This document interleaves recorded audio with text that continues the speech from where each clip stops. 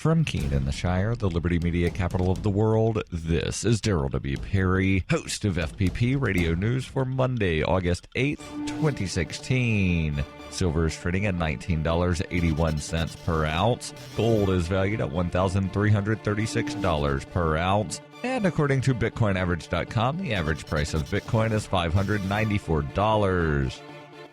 Antiwar.com reports airstrikes hit a hospital this weekend just outside of the Idlib province capital city, shutting down the hospital and leaving at least 10 people dead and a number of others critically wounded. Witnesses reported the hospital was hit with 4 airstrikes in a short period of time. The Syrian Observatory for Human Rights says it is unclear whether the planes were Syrian or Russian in origin, and a second hospital in the Idlib town of Sarmin was reported out of service after a strike, but no casualties were reported. The Idlib province is controlled by the Nusra Front, a longtime al-Qaeda affiliate which recently rebranded itself as Jabhat Fatah al-Sham. Syria and Russia have regularly attacked the province, trying to prevent the Nusra Front from expanding westward into Latakia or to add more reinforcements eastward into Aleppo. Unfortunately, as with fighting elsewhere in northern Syria, the strikes seem to be hitting a lot more civilians than combatants. As Nusra looks to add to weekend gains in Aleppo, expect strikes to pick up even more in the coming days as they desperately try to prevent losing more ground.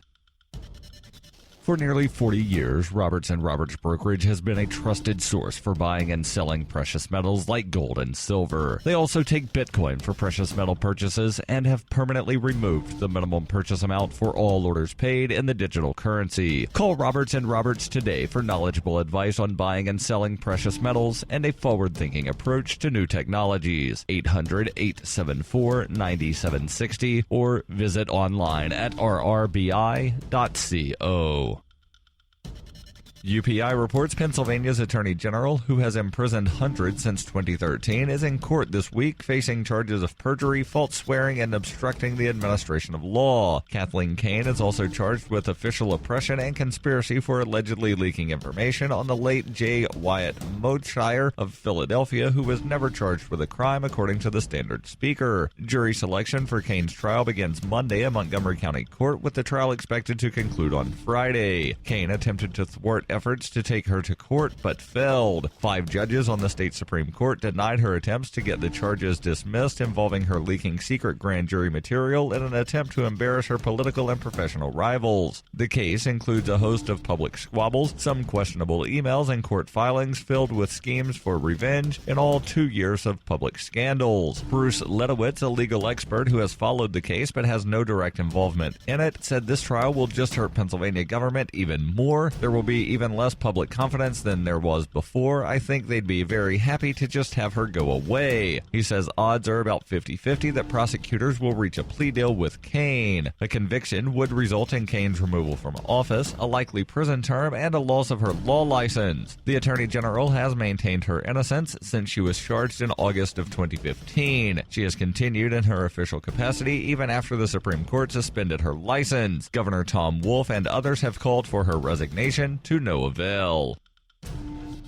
Are you an advocate for free market money? Do you promote Bitcoin as an alternative in a fiat-centric world? Then you need SpendBit in your arsenal, the search engine for things you can buy with Bitcoin. SpendBit aggregates millions of products from thousands of Bitcoin-enabled merchants. Keep your money in the free economy. Visit spendabit.co today. Bitcoin merchants, ask about our merchant suite to reach even more customers. spendabit.co.